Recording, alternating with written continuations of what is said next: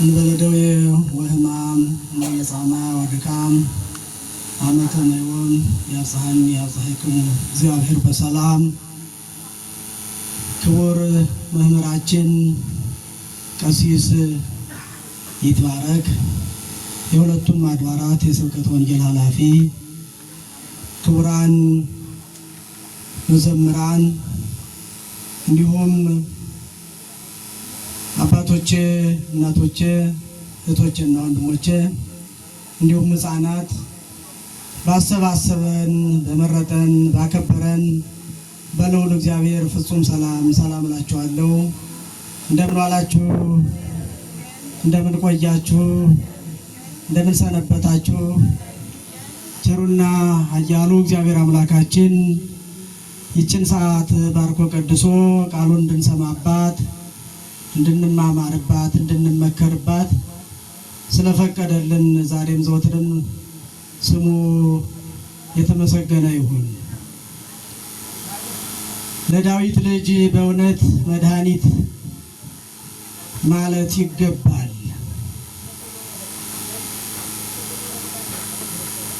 ለዳዊት ልጅ በእውነት መድኃኒት መባል ይገባዋል።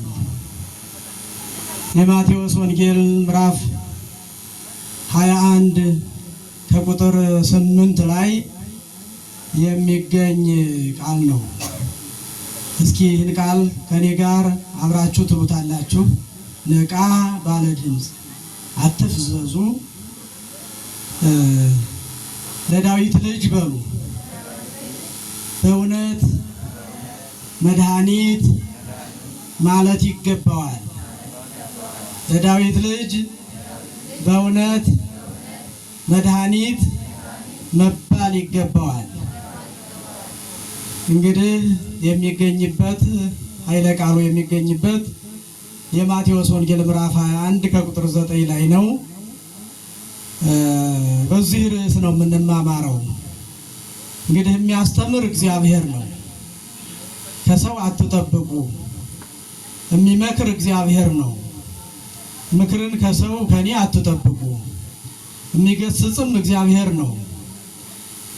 እኔ የምገስጻችሁ እንዳይመስላችሁ። እኔ እንደናንተ ተማሪ ነኝ። ልዩነቱ እኔ ቁሜ በአንደበቴ ነው የምማረው እየተናገርኩ፣ እናንተ ተቀምጣችሁ ወንበር ላይ ቁጭ ብላችሁ የሰራዊት ጌታ እግዚአብሔር አምላካችን ቃሉን በልቦናችሁ እያሳደረ ሁላችንም ነው የሚያስተምረን። ሁላችንም እንዲያስተምረን ቅዱስ ፈቃዱ ይሁንልን። መድኃኒት በሚል ርዕስ ነው የምንማማረው። ሆሳዕና፣ እስኪ ሆሳዕና በሉ። ሆሳዕና ሆሳዕና ማለት አሁን አድን መድኃኒት ነው የሚባለው ሲተረጎም። ስለዚህ የምንማማረው ለዳዊት ልጅ በእውነት መድኃኒት መባል ይገባዋል በሚል ርዕስ ሲሆን መድኃኒት በማለት ለይተን መድኃኒት በሚለው ርዕስ እንማማራለን። ሰፋ አድርገን ስናየው ርዕሳችን ወደ ጀመርንበት እንመለሳለን። አሁን ግን መድኃኒት በሚል ርዕስ ነው የምንማማረው። መድኃኒት በሉ እስኪ ሞቅ ባለ ድምፅ፣ እኔ አትሰሙኝም። መድኃኒት። አዎ በዚህ ርዕስ ነው የምንማማረው። እንግዲህ እንደምታውቁት መድኃኒት የሚለውን እህቶቻችንም ይጠሩበታል፣ አልፎ አልፎ ወንድሞቻችንም ይጠሩበታል። የስም መጠሪያም ነው፣ የስም መግለጫም ነው መድኃኒት የሚለው። ነገር ግን መድኃኒት የሚለውን ተርጉመን ስንማማርበት መድኃኒት ሁለት አይነት ነው። መድኃኒት ሁለት አይነት ነው። ገዳይ መድኃኒት አለ፣ ፈዋሽ አዳኝ መድኃኒት አለ። እኔና እናንተ የምናውቀው ማለት ነው። በዓለሙ የምንጠቀምበት ፈዋሽ መድኃኒት በሐኪሞቻችን በዶክተሮቻችን የሚታዘዝልን በመርፌ የምንወጋው ሽሮፕ በመባል የሚታወቀው በመጠጥ የምንወስደው በእንክብል መልክ ተዘጋጅቶ የሚታዘዝልን ዘመናዊው መድኃኒት መነሻው ጥበቡ ከእግዚአብሔር ቢሆንም ነገር ግን እኔና እናንተ ፈውሰ ሥጋን የምናገኝበት መድኃኒተ ሥጋን የምናገኝበት መድኃኒት በመባል ይታወቃል።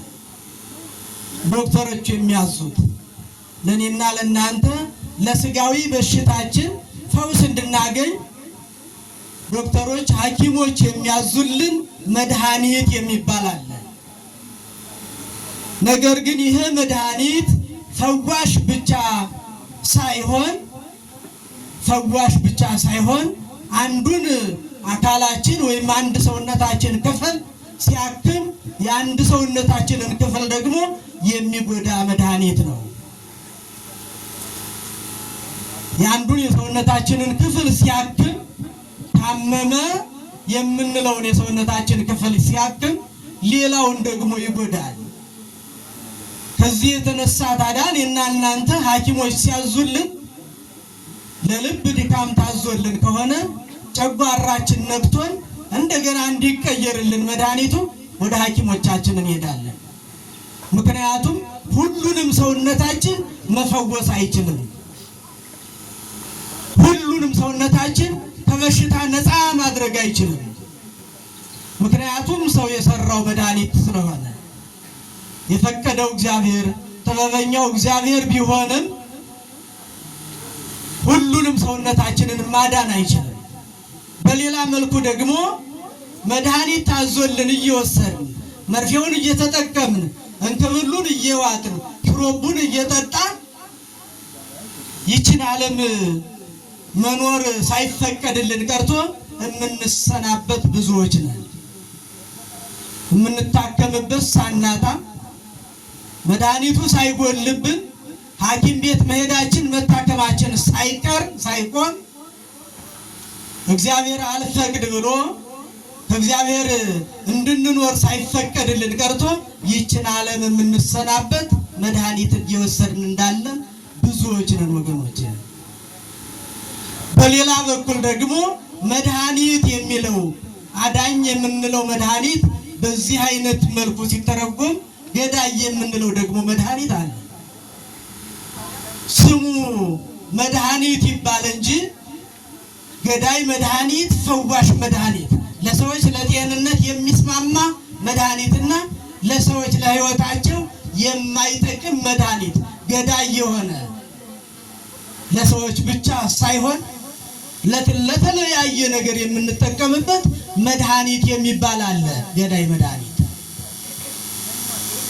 እና እኔና እናንተ የምንማማርበት ርዕስ ግን ከዚህ ሁሉ መድኃኒት የተለየ ምን ያለ ነው?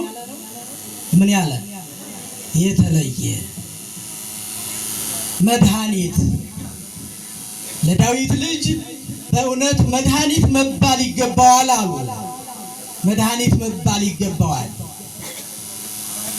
ፈዋሽ መድኃኒት ስለሆነ ሁሉንም የሰውነት አካል የሚያክም መድኃኒት ስለሆነ አዳኝ መድኃኒት ስለሆነ ለመድኃኒትነቱ ጥርጥር የሌለው ስለሆነ ለኔና ለናንተ ስጋችን ብቻ የሚፈውስ መድኃኒት ሳይሆን ነፍሳችንም የሚፈውስ መድኃኒት ስለሆነ እስራኤላውያን በአህያ ውርንጫ ተቀምጦ ወደ ኢየሩሳሌም ሲጓዝ ወደ ቤተ መቅደሱ ሲገባ እልፍ በየማኑ እልፍ በጸጋሙ እልፍ በቅድሜሁ እልፍ በድህሬሁ 10,000 ከፊት 10,000 ከኋላ ሁነው አጅበው ለዳዊት ልጅ በእውነት መድኃኒት መባል ይገባዋል ይሉት ነበረ። ይህን መድኃኒት የድንግል ማርያም ልጅ ኢየሱስ ክርስቶስን ማንን ኢየሱስ ክርስቶስን በእውነት መድኃኒት መባል ይገባዋል። ትክክለኛው መድኃኒት እሱ ነው። ትክክለኛው ፈዋሽ መድኃኒት ለስጋ ብቻ የተዘጋጀ የተስተካከለ የተቀመመ መድኃኒት ሳይሆን ስጋንም ነፍስንም መፈወስ የሚችል መድኃኒተ ስጋ መድኃኒተ ነፍስን ሊያድል የሚችል በእውነት መድኃኒት ነው አሉት እስራኤላውያን። በእውነት መድኃኒት ነው ለኔና ለናንተ። ይሄ መድኃኒት ነው ወደ ዓለም የመጣው የታመመውን ዓለም ለመፈወስ፣ የቆሰለውን የሰውን ሰውነት ለማከም፣ የወደቀውን የሰውን ልጅ ለማንሳት፣ ከሕማመ ሥጋ ከሕማመ ነፍስ ለመፈወስ የመጣ ወደዚህ ዓለም የመጣ የሰው ልጅ አገብሮት የሰው ልጅ ፍቅር አገብሮት ከሰማየ ሰማያት የወረደ ከሰማየ ሰማያት ወርዶ በአጭር ቁመት በጠባብ ደረት ተወስኖ ከቅድስት ድንግል ማርያም የተወለደ እውነተኛው መድኃኒት ኢየሱስ ክርስቶስ እውነተኛው መድኃኒት ለኔና ለናንተ የሥጋ በሽታችን ብቻ ሳይሆን የነፍስ በሽታችንም የሚፈውስ እስካሁን ለነፍስ መድኃኒት የላትም በዓለም። ቁስለ ነፍስን የሚያክም ሐኪም የለም በዓለም። ቁስለ ነፍስን ሕማመ ነፍስን ደዌ ነፍስን የሚያክም ሐኪም ዶክተር በዓለም የለም። የድንግል ማርያም ልጅ ኢየሱስ ክርስቶስ ብቻ ነው ሁለቱንም በአንድ አድርጎ ማከም የሚችለው፣ ሁለቱንም በአንድ አድርጎ መፈወስ የሚችለው የድንግል ማርያም ልጅ ኢየሱስ ክርስቶስ ብቻ ነው። ስናዝን፣ ስንተክዝ፣ ስንቸገር፣ ስናነባ ለዚህ ሁሉ ፈዋሽ መድኃኒት ያለው የድንግል ማርያም ልጅ ኢየሱስ ክርስቶስ ነው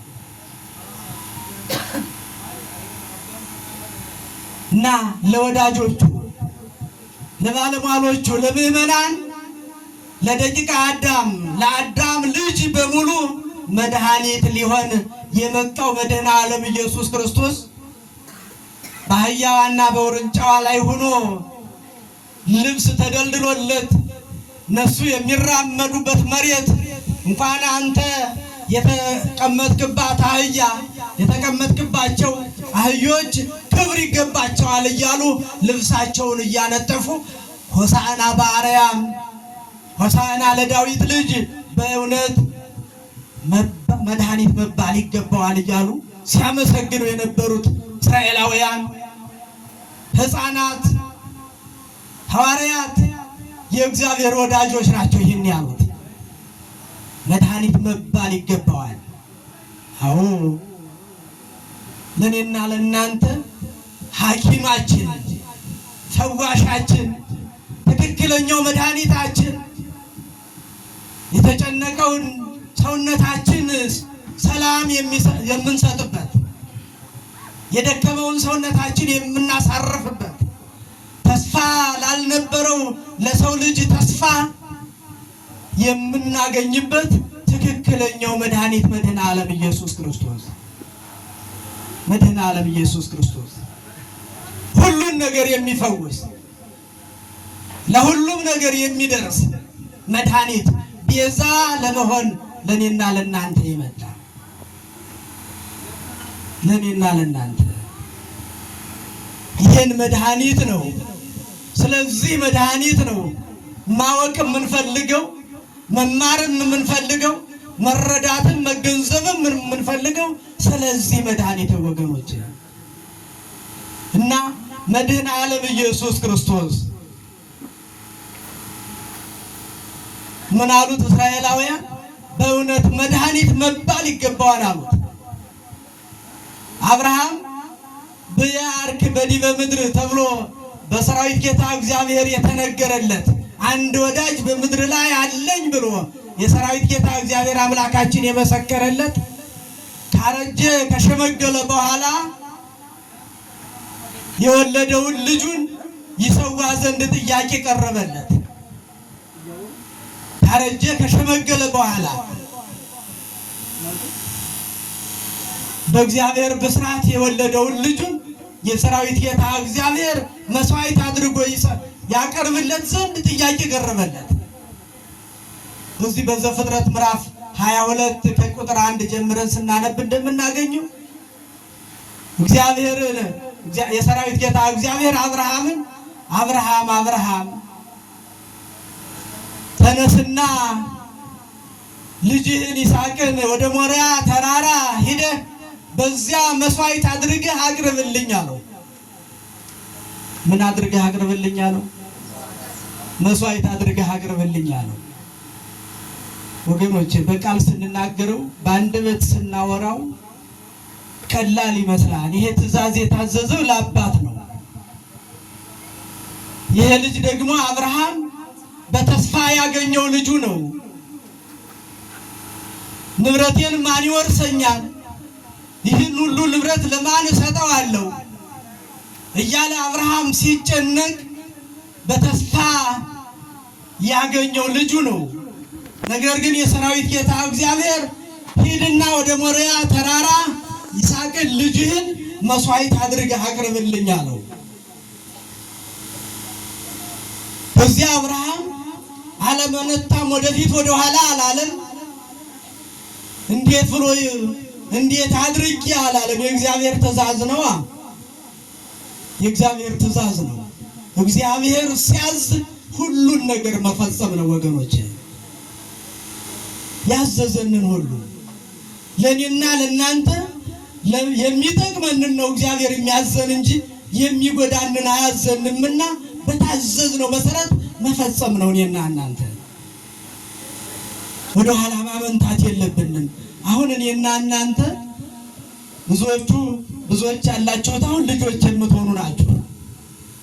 ብዙዎቻችሁ ደግሞ ወንድሞቼ ጓደኞቼ የምትሆኑ ናችሁ። ሁላችሁን በእድሜ ሳይለያይ አንተ ኃጢአተኛ ነህ፣ አንተ በደለኛ ነህ፣ አንተ አሳዝነኛል፣ አንተ አስቀይመኛል፣ አንተ አስከፍተኛል፣ አንቺ አሳዝነሽኛል ተመለሽ፣ አንተ አስደስተኛል በስራ ናግባ ሳይል ከባቴ አበሳ መፍቀሬ ንስሐ መድኃኔ ዓለም ኢየሱስ ክርስቶስ ኃጢአታችንን ሰውሮ በፍቅሩ አክብሮ በተቀደሰው አውደ ምሕረት በአንድነት አሰባስበናል። ሰው በሚል ወዳጆቹ አድርጎ ብንወድለው። ስለዚህ ወገኖቼ ከዚህ መራቅ፣ ከዚህ መለየት፣ ከዚህ መውጣት የለብንም እና አብርሃም ወዳጅ ነው የእግዚአብሔር። እግዚአብሔርን በፍለጋ ነው ያገኘው። ከዚያ በኋላም አብርሃም ወደ ቤቱ የሰራዊት ጌታ እግዚአብሔር ወደ ቤቱ መጥቶ ይስሐቅን እንደሚወልድ ተስፋ ሰጥቶት ሄደ። ከወለደው በኋላ ሰዋልኝ ብሎ ደግሞ ጠየቀው። ሰዋልኝ አብርሃም ወደ ኋላ ወደፊት ሳይል ይስሐቅን ሁለቱን ሎሌዎቹን እንዲሁም አህያውን አስከትሎ ማገዶውን በአህያ ጭኖ ወደ ተባለው ሀገር ገሰገሰ። እንዲህ ነው። በታዘዝን ቁጥር በታዘዝነው ልክ መገኘት አለብን። እኔና እናንተ በታዘዝነው ልክ ወደ ኋላ ስንል ነው ችግር የሚፈጠረው። ከእግዚአብሔር ስንርቅ፣ ከእግዚአብሔር ስንወጣ፣ ከእግዚአብሔር ፈቀቅ ስንል ነው በእኔና በእናንተ ላይ ችግር የሚፈጠረው። ከሱ ጋር ከሆን ምንም የሚብሰን የሚጎለን የለም ወገኖቼ። የሰራዊት ጌታ እግዚአብሔር ስሙ የተመሰገነ ይሁን። ሳያመነታ ቀጠለ። አብርሃም በታዘዘው መሰረት ሁለቱን ሎሌዎቹን አስከትሎ ማገዶውን በአህያ ጭኖ ይስሐቅን አስከትሎ ሄደ። ለ3 ቀናት ያህል ከተጓዘ በኋላ የተባለውን ተራራ አገኘው፣ ደረሰ። ከዚያ ከተራራው ስር ሲደርሱ አህያውና ሎሌዎቹን በዚያ ትቶ ልጁን እንጨቱን አሸክሞ ወደ ተባለው መንገድ ቀጠለ። በእምነት መቀጠል ነው። እኔና እናንተ ኑ ስንባል መምጣት። ባካችሁን ወጣትነት አያታለን። ባካችሁን የዚህ ዓለም ብልጭልጭ አታላዩ ከእግዚአብሔር ሊለየን አይገባም ወገኖች፣ ሊያርቀን አይገባም። የኔና እናንተ መድኃኒት እዚህ ነው ያለው። ፈዋሽ መድኃኒታችን፣ አዳኛችን፣ መድኃኒተ ሥጋን መድኃኒተ ነፍስን የምናገኝበት እዚህ ነው ያለው ወገኖች፣ እዚህ ነው። እና መድኃኒቱን ደግሞ የምናገኘው ስንመጣ ነው። ስንመጣ ሄደ አብርሃም በእምነት ገሰገሰ። ልጁን እንጨቱን አሸክሞ ወደ ተራራው መጓዝ ቀጠለ። ልጁ ጥያቄ ተፈጠረበት። አባቴ ሆይ አለው። አቤት ልጄ ሆይ አለው። በዚህ ፍቅር እያሉ ሊሰዋ ነው ይስሐቅ። ቆርጧል። ከእግዚአብሔር የሚበልጥ ነገር ስለሌለ ወገኖች፣ ከእግዚአብሔር የሚለይ ምንም ነገር ስለሌለ ሐዋርያው ቅዱስ ጳውሎስ እንደተናገረው ከእግዚአብሔር ፍቅር የሚለየኝ ማን ነው? ረሃብ ነው፣ ጦርነት ነው፣ ችግር ነው። ከእግዚአብሔር የሚለየኝ ማን ነው ብሎ እንደተናገረው ማንም የሚለየኝም የለም ብሎ አብርሃም ገሰገሰ። ልጁ ይስሐቅ ታዲያ ጥያቄ ያቀረበ። አባቴ ሆይ አለው። ወይ ልጅ፣ አቤት ልጄ ሆይ አለው። እንጨቱንም ይዘናል፣ እሳቱንም ይዘናል። የሚሰዋው ግን የት አለ? በጉ የት አለ አለው። ምኑ የት አለ አለው? ምኑ የት አለ? በጉ የት አለ? አዎ በግ ነው ሲሰዋ የሚያየው። አዲስ ሆነበት ይስሐቅ። ማገዶ ይዟል፣ እሳት ተይዟል። የሚሰዋው በግ ግን የለም። የት አለ አባቴ ሆይ አለ። ገብታችሁ አንብቦት መጽሐፍ ቅዱሱን ዘፍጥረት 22 ከአንድ ጀምሮ አንብቦት። እግዚአብሔር ምን ያህል እንደሚወደን እኔና እናንተ እግዚአብሔርን በምን አይነት መልኩ ማምለክ እንዳለብን የምንማርበት የመጽሐፍ ቅዱስ ክፍል ነው ወገኖቼ። በእርግጥ የእግዚአብሔር ቸርነት የእግዚአብሔር ምሕረት ተነግሮ በሰው አንደበት ሊያልቅ አይችልም። ነገር ግን ዕለት ዕለት እኔና እናንተ የምንማርበት መረጃ የሚሆነን ከእግዚአብሔር ጋር የምንጣበቅበት ከእግዚአብሔር ጋር እንዳንለያይ እንዳንርቅ በፍጹም ልባችን ሞት እንኳን ቢመጣ አብረን እንድንሞት የሚያደርገን የእግዚአብሔር ቸርነት የተመዘገበበት ነው ወገኖቼ። አድንቆት እስኪ አስቡት።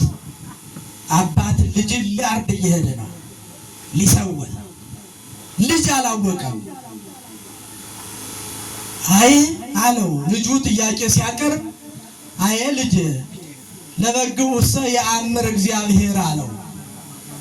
በጉንስ እግዚአብሔር ያውቃል። ማን ያውቃል?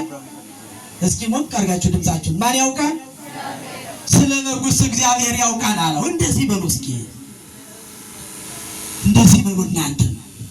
ችግር ሲመጣ ፈተናው ሲከብዳችሁ የምትወጡት ሳይመስላችሁ ሲቀር እግዚአብሔር የማያሳልፋችሁ የማያሻግራችሁ መከራ የለም። እግዚአብሔርን ይዛችሁ የማትወጡት ተራራ የማትወርዱት ቁልቁለት የለም። ብቻችሁን ግን አትችሉ። ብቻችን አንችልም ወገኖች። እኔና እናንተ ደካሞች ነን። የቱንም ያህል ጉልበተኞች ብንሆን እኔና እናንተ የኔና የእናንተ ጠላት ሰይጣን ጉልበቱ ከባድ ነው። እሱን የምናሸንፈው እግዚአብሔርን ይዘን ነው። ለበግዑሰ የአምር እግዚአብሔር አለ። እግዚአብሔር ያውቃል አለው አባቱ አብርሃም። ደጉ አብርሃም፣ ቸሩ አብርሃም፣ ርኅሩኅ እንግዳ ተቀባዩ የእግዚአብሔር ወዳጅ የሚባለው አብርሃም እንደውም ኮሎዶጎሞርን ረድቶ አሸንፎ ሲመለስ ደስ አለውና እግዚአብሔርን አንድ ጥያቄ ጠየቀው። ወዳጅ መቼም ብዙ ነገር ይጠይቃል። ደግሞ ወዳጅ ደግሞ ሲጠይቅ ወዳጅ ተብሎ የተጠየቀው ደግሞ ምስጢሩን ሁሉ ሳይደብቅ ይነግራል። እኔና እናንተ አሁን ምስጢረኛ ብለን የምንነግራቸው ጓደኞቻችን፣ ቤተሰቦቻችን ምስጢራችን አውጥተው ለሌላ ነግረውት ሊሆን ይችላል። እግዚአብሔር ከዚህ ልዩ ነው እና ደስ ብሎ ሲመለስ አሸንፎ ድል አድርጎ ሲመለስ አብርሃም ምን አለ? በመዋዕለየኑ ትፌኑ ቃለከ ወሚመ ታርየኒሁ ኪሃ ዕለተ አለው። ወሚመ ታርየኒሁ ኪሃ ዕለተ አለው። ቃል ወልደ እግዚአብሔርን በዘመኔ ትልከዋለህ እንዲህ አለው። እኔ ባለሁበት ዘመን ይወለዳል እንዴ? ወይስ ያችን ጊዜ ታሳየኛለህ አለው አብርሃም የሰራዊት ጌታ እግዚአብሔርን በትንቢተ ነቢያት ሲነገር የነበረውን የድንግል ማርያም ልጅ ኢየሱስ ክርስቶስን በዘመኔ ተወልዶ ታሳየኛለህ እንዲህ አለው። አይ አታይም፣ በአንተ ዘመን አይሆንም አለው አብርሃም። ወዳጅ ነው፣ አይደበቅም። ገና ነው ዘመኑ፣ ጊዜው አልደረሰም። ጊዜው አልደረሰም። እስኪ ምስጢረኛ እንሆን ከእግዚአብሔር ጋር። እስኪ ያጠፋነውን ጥፋት የበደልነውን በደል እንንገረው ለሱ። በንስሐ አባት አማካኛችን በንስሐ አባታችን አማካኝ እስኪ ለእግዚአብሔር እንንገረው። ነፃ እንውጣ። ውስጣችን የሚያስጨንቀንን ለልባችን ሰላም እንስጠው። እስኪ አውጣችሁ ንገሩት ወገኖች። እሱ ይህን አስቀይመሽኛል፣ በድለሽኛል፣ ለዚህማ የኃጢአት ስርየት የለውም አይልሽም። ይህንማ አስቀይመኛል፣ በጣም በድለኛል ብሎ ለኃጢአትህ ስርየት የለውም አይልህም። መድኃኔ ዓለም ኢየሱስ ክርስቶስ ለሁሉም መፍትሄ ያለው መድኃኒት ነው ለሁላችንም። ስለዚህ እንንገረው። ጠየቀ አብርሃም። የለም አታይም፣ ምልክቱን ግን ታያለህ። የዮርዳኖስን ባህር ተሻግረህ ሂድ አለው። ተሻግሮ ሄደ አብርሃም። ትእዛዝ ፈጻሚ ነው፣ ወደኋላ ይል። እህቶች ወንድሞች፣ ከእግዚአብሔር በላይ ለእኔና ለእናንተ የለም። እውነቱን ነው የምነግራችሁ። ከእናት አባት በላይ ለእኔና ለእናንተ እግዚአብሔር ነው። እናታችን ስንድኸይ ነው የምታበላት፣ ስናጣ ነው የምታጠጣን። እግዚአብሔር ሳናጣ ሳንደኸይ በሀብታችን ላይ ሀብት ነው የሚጨምርልን። እናታችን አባታችን ስንታመም ነው የሚጨነቁት። እግዚአብሔር ግን የድንግል ማርያም ልጅ ኢየሱስ ክርስቶስ ከመታመማችን በፊት እንዳንታመም በሽታውን ነው የሚከላከልልን። ስሙ የተመሰገነ ይሁን። እና ተሻግረህ ሂድ የዮርዳኖስን ባህር ተባለ። ምልክቱን ታያለህ፣ ምልክቱን ታያለህ። ተሻግረህ ሂድ ተባለ። ተሻግሮ ሲሄድ መልከጼዴቅን አገኘው፣ የክርስቶስን ምሳሌ ካህኑ መልከጼዴቅን። ካህኑ መልከጼዴቅ ደግሞ አብርሃም እንደሚመጣ ታይቶት ህብስተ አኮቴት ጽዋ በረከት ይዞ ተቀበለው። አብርሃም ህብስተ አኮቴት ጽዋ በረከት ለእኔና ለእናንተ በሐዲስ ኪዳን የሚፈሰው ደሙ የሚቆረሰው ስጋው ለእኔና ለእናንተ መድኃኒት ፈዋሽ የሆነ ዘላለማዊ ሕይወትን የሚሰጠን መድኃኒት እሱን ይዞ ተቀበለው። ተቀበለ አብርሃም። ምልክቱን አየ። አትደርስበትም በእድሜ ግን ተባለ እና አብርሃም ደግ ነበርና ለበግዑሰ የአምር እግዚአብሔር ምን ብሎታን አብርሃምን? መጀመሪያ ከቤቱ ሳይወጣ ልጅህን ሰዋልኝ ነው አይደል ያለው? ምንድን ነው ያለው? ልጅህን ሰዋልኝ ነው ያለው። ይስሐቅ ሲጠይቀው ግን የበጉን ነገር እግዚአብሔር ያውቃል አለው። ከዚህ በኋላ በትርጓሜ መጽሐፉ ላይ ነው የሚገኘው። ይስሐቅ አወቀ እሱን ሊሰዋው ይዞት እየሄደ እንደሆነ። እህቶቻችን ወንድሞቻችን፣ አሁን አብዛኞቻችሁ ወጣቶች ናችሁ። በእድሜ ለእናታችሁ ለአባታችሁ በእድሜ ለገፉት ያላችሁን ክብር እስኪመዝኑት።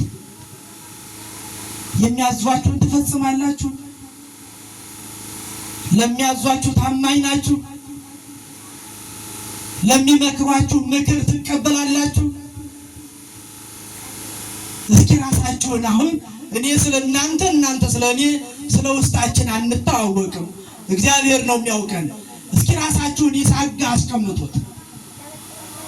ምን ያህል እንደሆነ ምን ያህል ታማኝ እንደሆነ የአባቱን ትእዛዝ ምን ያህል የሚፈጽም ታማኝ ልጅ እንደሆነ። እኔና እናንተ ስለ ወላጆቻችን ታማኞች ነን? ለወንድሞቻችን ለጓደኞቻችን ታማኞች ነን? ለእህቶቻችን ታማኞች ነን? እስኪ ራሳቸውን ይስሐቅ አስቀምጡት። አሁን ሊታረድ ቢላ የሚሳልለት እሱ እንደሆነ አወቀ፣ ተረዳ። ምን አለ? አባቴ ሆይ ሳይህ ግን የምትሰዋኝ እኔን ይመስለኛል አለ። እኔን ይመስለኛል የምትሰዋኝ፣ መስዋዕት አድርገህ የምታቀርበኝ ለፈጣሪህ ለእግዚአብሔር ለአምላክህ መስዋዕት አድርገህ የምታቀርበኝ እኔን ይመስለኛል። ስለዚህ አባቴ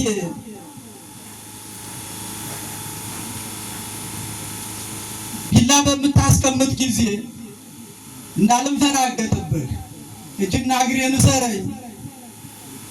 ድንገት ዓይንህ ከዓይኔ ተገናኝቶ ራርተህ እንዳትተወኝና ከፈጣሪህ ጋር እንዳትጣላ። ለሱ እኮ አንዲትም ነገር አላሰበም ወገኖች። አረ እንደዚህ አይነት ትውልድ ያስፈልገናል አሁን በእኔና በእናንተ ዘመን። አረ የለም እንኳንስ ለመታረድ ለመታዘዝ ሰማይ እየሆነብን ነው። እንደዚህ አይነት ልጆች የነበሩበት ዘመን እኮ ነው ያለፈው ዘመን። የአባታቸውን ትእዛዝ የሚፈጽሙ ለዚያውም እስከ ሞት ድረስ ታምነው አስቀምጡት። ራሳቸውን ይስሐቅ አስቀምጡት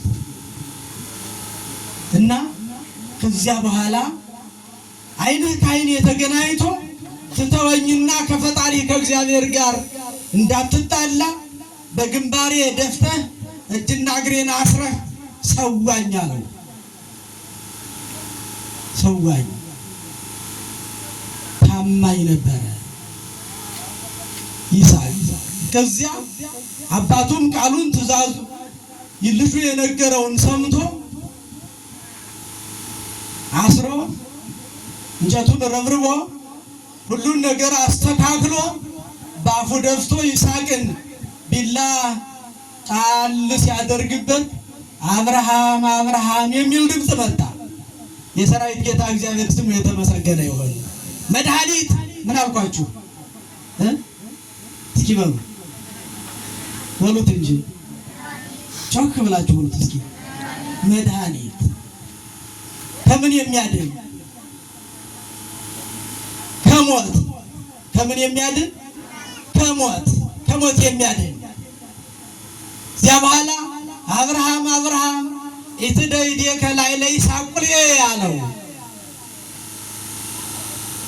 እኔ ያዘዝኩህን ትእዛዝ ለመፈጸም አንድ ልጅህን እንኳን አልከለከልከኝምና ለእኔ ያለህን ፍቅር ለእኔ ያለህን ታማኝነት አይቻለሁ። ነገር ግን በወዳጄ በይስሐቅ ላይ እጅህን አትሰንዝርበት አለው። ቀና ብሎ ሲያይ በዕፀ ሳቤቅ ቀንዶቹ የታሰረ ነጭ በግ እዚያ ምንም የሌለበት ጫካ ላይ ታስሯል። የሰራዊት ጌታ እግዚአብሔር ስሙ የተመሰገነ ይሁን። አሜን በሉ እስኪ። ስሙ የተመሰገነ ይሁን። ለእኔና ለእናንተ ስንት ጊዜ ቤዛ ሆኖልናል። እኔና እናንተ ከማናውቀው እሱ ከሚያውቀው ፈተና ስንት ጊዜ አድኖናል ወገኖች። መድኃኒት ስንት ጊዜ ታድጎናል። ስንት ጊዜ ቤዛ ሆኖልናል።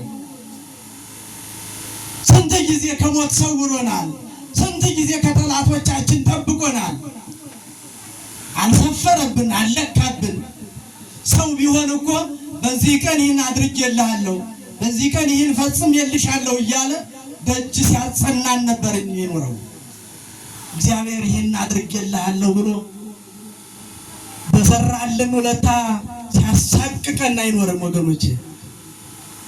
እና በዕፀ ሳቤቅ የታሰረ ነጭ በግ ቀንዱ ያልከረከረ አየ አብርሃም።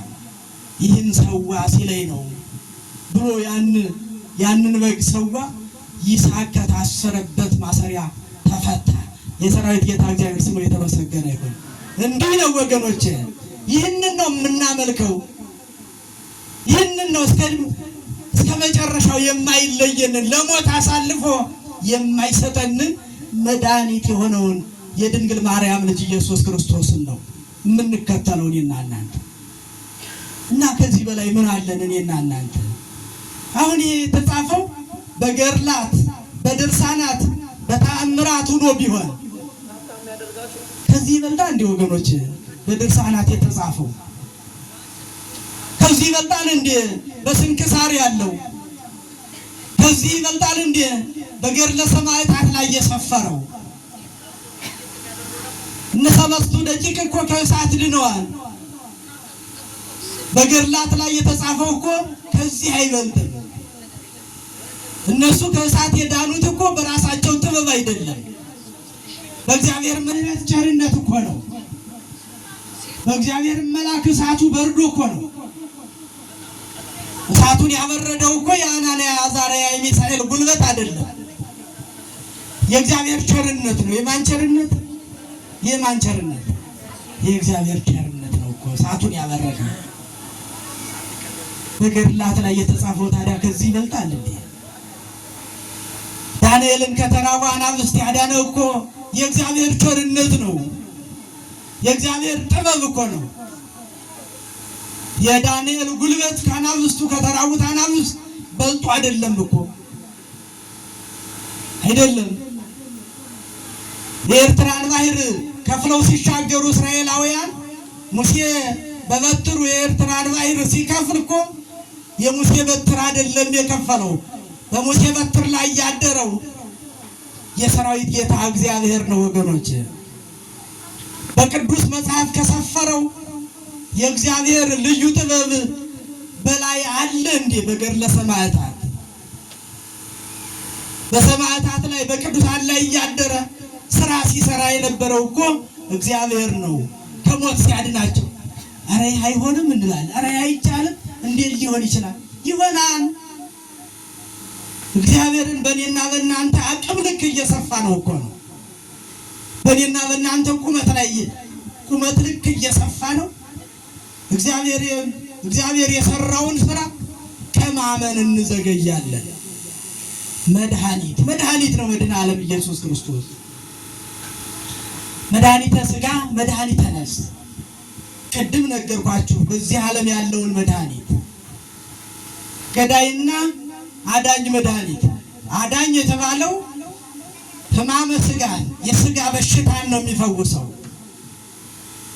የድንግል ማርያም ልጅ ኢየሱስ ክርስቶስን ግን እስራኤላውያን በእውነት መድኃኒት መባል ይገባሃል ያሉት መድኃኒትነቱ ብዙ ስለሆነ ሰፊ ስለሆነ ነው። ልንገራችሁ፣ ሰዓት እንዳልወስድ አጠር አድርጌ እነግራችኋለሁ። መድኃኔ ዓለም ኢየሱስ ክርስቶስ መድኃኒትነቱ ከበሽታ ነፃ ያወጣል። ከምን ነፃ ያወጣል? ከበሽታ ነፃ ያወጣል። ሕሙማነ ሥጋን ይፈውሳል። ለምጽ ያነጻል። ጎባጣውን ያቀናል። ድውዩን ይፈውሳል። ዕውራንን ያበራል። እግር ለሌላቸው እግርን፣ እጅ ለሌላቸው እጅን ይሰጣል። መድኃኒትነቱ ቃሉ መድኃኒት ነው። ልብሱ መድኃኒት ነው። እጁ መድኃኒት ነው። መድኃኔ ዓለም ኢየሱስ ክርስቶስ መድኃኒትነቱ አንዱን አድኖ አንዱን አይተውም። መድኃኒትነቱ ሁሉንም ሕማመ ሥጋ የሆነውን ሁሉ በእኔና በእናንተ ላይ ያለውን ይፈውሳል፣ ያክማል፣ ነፃ ያወጣል ከበሽታ። ይህን ብቻ አይደለም ወገኖች፣ የድንግል ማርያም ልጅ ኢየሱስ ክርስቶስ በመድኃኒትነቱ ከሞት ያነሳል። ከምን ያነሳል?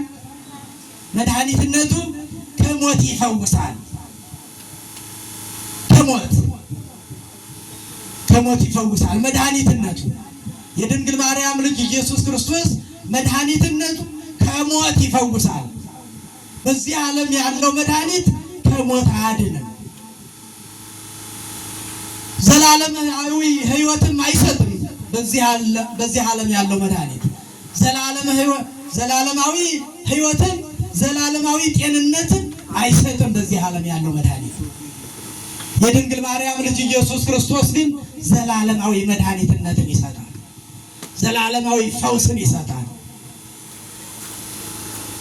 ዘላለማዊ ሕይወትን ያድለናል።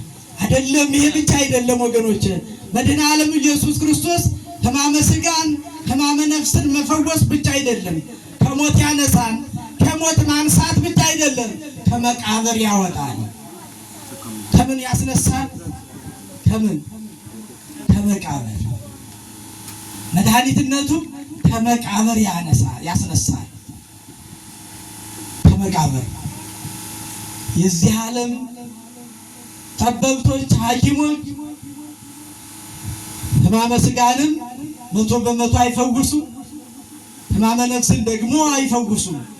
ከዚያ ደግሞ ሙት አያስነሱ። ከዚያ አልፎ ትንሣኤ ሙታን የላቸው። መድኃኔ ዓለም ኢየሱስ ክርስቶስ ግን መድኃኒትነቱ የሙታን ትንሣኤ ነው። ለሙታን ትንሣኤን የሚሰጥ ለዚህ ነው እስራኤላውያን ሐዋርያት አእሩግ ሕፃናት ለዳዊት ልጅ በእውነት መድኃኒት መባል ይገባዋል አሉ። ትንሣኤ ሙታንም ነዋ። ሙታንን ከመቃብር የሚያስነሳ አልዓዛር ሲሞት በኢየሩሳሌም አልነበረም። የድንግል ማርያም ልጅ ኢየሱስ ክርስቶስ ወደ ቤታንያ ፈቀቅ ብሎ ነበር ከሐዋርያት ጋር እና ሐዋርያትን ምን አላቸው? ወዳጃችን አልዓዛር አንቀላፍቷል፣ ነገር ግን ከእንቅልፉ ላነቃው እሄዳለሁ አለው። መልክሄ ሙታን ነው። መንሥኤ ሙታን ሙታንን የሚያስነሳ ከእንቅልፋቸው እንደሚነሱ እጃቸውን እየያዘ የሚያስነሳ ከእንቅልፉ ላስነሳው ሄዳለሁ ላነቃው አለ። የድንግል ማርያም ልጅ ኢየሱስ ክርስቶስ ሄደ። ከማርታና ከማርያም ጋር ተገናኘ። ከአልዓዛር እህቶች ጋር ጌታ ሆይ አሉት እያለቀሱ፣ መምህር ሆይ አንተ በዚህ ብትኖር ኑሮ ወንድማችን አልዓዛር ባልሞተ ነበር አሉት። አብረው እየኖሩ መምህርነቱን እያወቁ የሀገር ርቀት እንደማይገድበው ሁሉን ማድረግ እንደሚችል ትንሣኤ ሙታን እንደሆነ እያስተማራቸው አልተረዱትም ነበረ። እየተነገረን ማስተዋል ተነፍጎን እኮ ነው ወገኖች፣ ወደ ኋላ ወደፊት ወደ ቀኝ ወደ ግራ ስንንሸራተት የምንገኘው።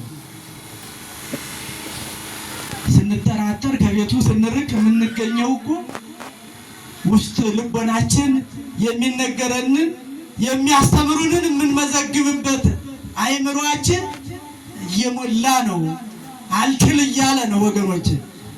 ባልሞተ ነበር አሉ። ትንሣኤ ሙታን መሆኑን እኮ ያውቃሉ። ማርያምና ማርታ የአልዓዛር እህቶች ብትኖር ኑሮ አይሞትም ነበር። ይነሳል አላቸው። ይነሳል፣ ወንድማቸው አልዓዛር ይነሳል፣ ሙቶ አይቀርም አላቸው። በትንሣኤ ሙታንማ እንደሚነሳ አስተምረናል፣ ለሚያምን ሁሉ ይቻላል አላቸው። ምን ይላል እስኪ በሉት፣ ለሚያምን በሉ እስኪ፣ ሁሉ ይቻላል። አዎ እምነት ብቻ እስኪ እናንተ ይኑረን። እምነት በእግዚአብሔር ላይ እስኪ ጥርጥር አይኑረን ወገኖች። በመድኃኒትነቱ፣ በአዳኝነቱ፣ በፈዋሽነቱ፣ በትንሣኤ ሙታንነቱ ሕማመ ነፍስንና ሕማመ ሥጋን የሚፈውስ በመሆኑ እስኪ አንጠራጠርን። እናንተ ውስጣችን እስኪ በእግዚአብሔር ፍቅር ሞልተነው እንለያይ። ሁልጊዜ ወደዚህ ቤት እንድንሮጥ፣ ሁልጊዜ ወደዚህ ቤት እንድንገሰግስ፣ ወደ ዓለሙ ስንሄድ ዓለሙን እንዳንመስል እስኪ ውስጣችን ሞልተነው እንሄድ ወገኖች። ውስጣችን በእግዚአብሔር ፍቅር ሞልተነው እንሄድ። አዎ በትንሣኤ ሙታንማ እንደሚነሳ እናውቃለን፣ አውቃለሁ አለች አንዲት እህቱ። እዚያ በኋላ ወደ የት አስቀመጥ ሲያለቅሱ አይቶ አለቀሰና ወደ የት አስቀመጣችሁት አላቸው። ወስደው አሳዩት የተቀመጠበትን ቦታ። ከዚያ ድንጋዩን አንሱለት አለ። ወደ ላይ ተመለከተ፣ ጸለየ።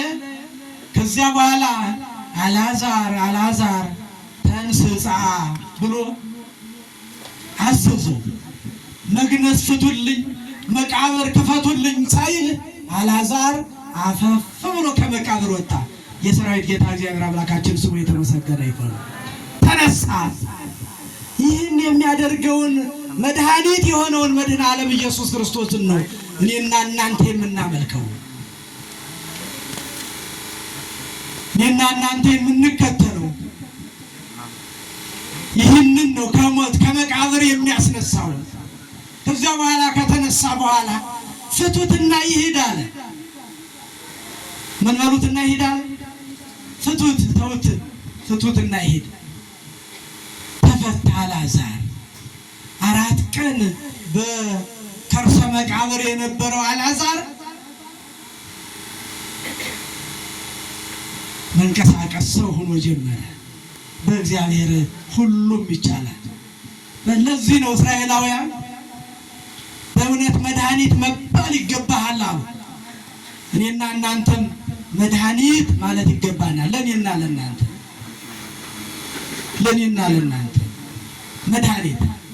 መድኃኒት የሆነውን ስጋውን ሊቆርስልን፣ መድኃኒት የሆነውን ደሙን ሊያፈስልን ነው የመጣው።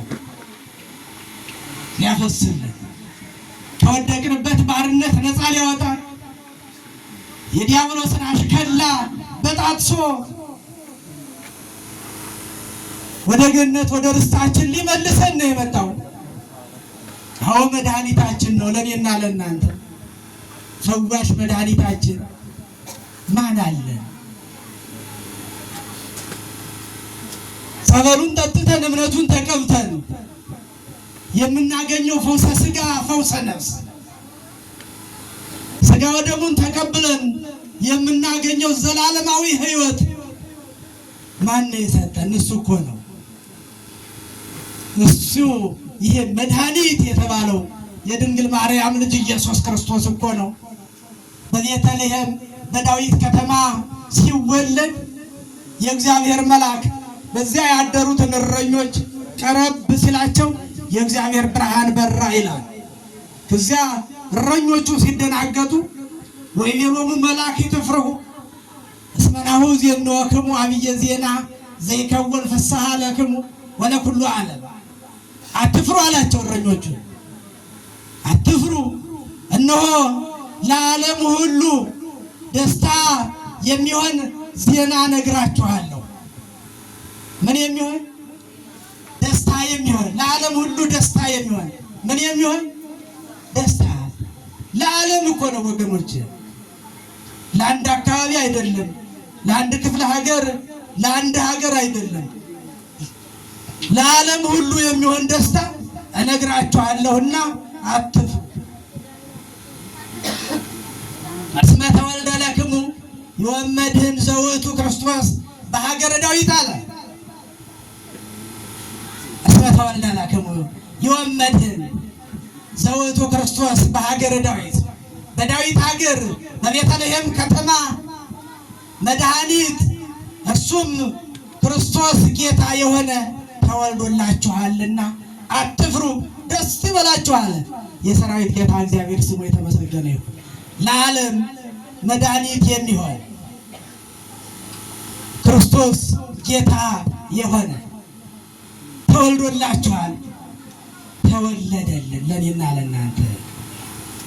በሕማመ ሥጋ በሕማመ ነፍስ ተይዘን ለምንሰቃየው፣ በሕማመ ሥጋ በሕማመ ነፍስ ተይዘን እረፍት ላጣ ነው ሰላም ሊሰጠን እረፍት ሊያውጅልን ነፃ ሊያወጣን የድንግል ማርያም ልጅ ኢየሱስ ክርስቶስ አማናዊው መድኃኒት ሁለመናችንን የሚፈውስ